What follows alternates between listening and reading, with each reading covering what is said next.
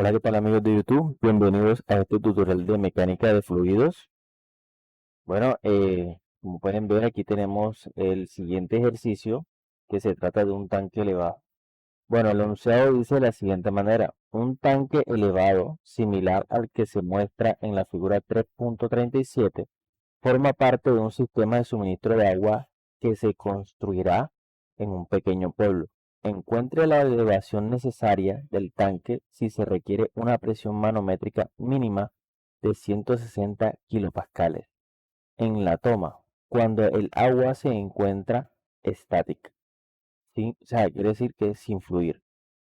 Tenga en cuenta que el nivel calculado establecerá la altura del fondo del tanque cuando esté casi vacío. Cuando el nivel del agua sea mayor, la presión de salida se incrementará. Bueno, muy bien. Este es un pequeño ejercicio que está un poco, está interesante, pues ya se empieza como que a ver la aplicación de la mecánica de fluidos en campo. Bueno, aquí nos están diciendo que toca calcular, como quien dice, la altura aquí a este punto. Bueno, a esta altura aquí, pues la vamos a llamar H. La vamos a llamar H. Borrar todo eso anterior. Bueno, aquí tenemos la presión a la cual tenemos que encontrar esa altura para que se nos dé en el punto inferior, que sería la presión de salida de 160 kilopascales. Vamos a llamar la presión P sub S. Bueno, esta presión P sub S es igual a 160 kilopascales.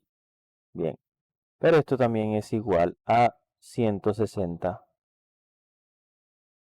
por 10 a la 3 pascales. Entonces aquí nos vamos a la unidad de pascal, que es igual a newton sobre metro cuadrado. Entonces, si nos damos cuenta, la unidad de la altura, pues nos quedaría, si trabajamos con pascales, nos quedaría en metros. Ok, entonces vamos a reemplazar los valores. ¿Qué necesitamos aquí? Necesitamos el peso específico. Bueno, no se me da de hacer esa letra, la letra gamma, hacerla muy bien. El peso específico para el agua sería 9.81 kilopascales. Bueno, dejémoslo así. Vamos a dejarlo así.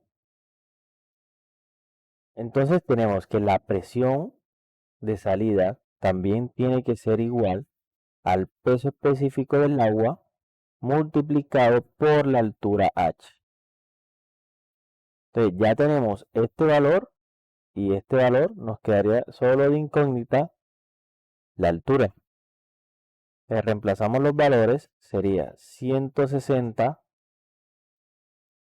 kilopascales, va a ser igual a 9,81 kilopascales multiplicados por la altura. Bueno, aquí se nos pueden cancelar ciertas cantidades, lo que sería el prefijo kilo se cancela de este lado y de este lado, ya que en ambos está multiplicando. Entonces si dividimos toda la ecuación entre el prefijo kilo, se nos cancela. Ok, entonces nos queda despejar lo que sería la altura. Entonces tenemos que h va a ser igual a 160 kilos, bueno, en este caso ya serían pascales. Voy a ponerlos como newton sobre metro cuadrado. Entre 9,81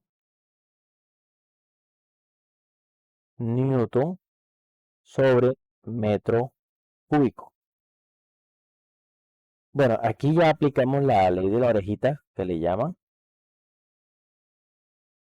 Entonces nos quedaría de la siguiente manera. Nos sigue quedando las constantes, bueno, los valores. 160 entre 9,81 y acá nos quedaría Newton multiplicado por metro a la 3 y acá abajo, en la parte de abajo nos quedaría Newton multiplicado por metro al cuadrado. Bueno, aquí la unidad de Newton se cancelan, aquí se cancelan estos 2 metros cuadrados y acá nos queda un metro cuadrado, la unidad de un metro. Ok, y ya encontramos la altura H, que sería de 16,31 metros. Bueno, como pueden ver, ya encontramos lo que sería la altura a la cual tiene que estar el tanque para que pueda tener esa presión en la parte de la salida. Bueno amigos, espero que este video les sea de gran ayuda. Cualquier duda lo dejen por favor en la caja de comentarios y muchísimas gracias. Dios los bendiga.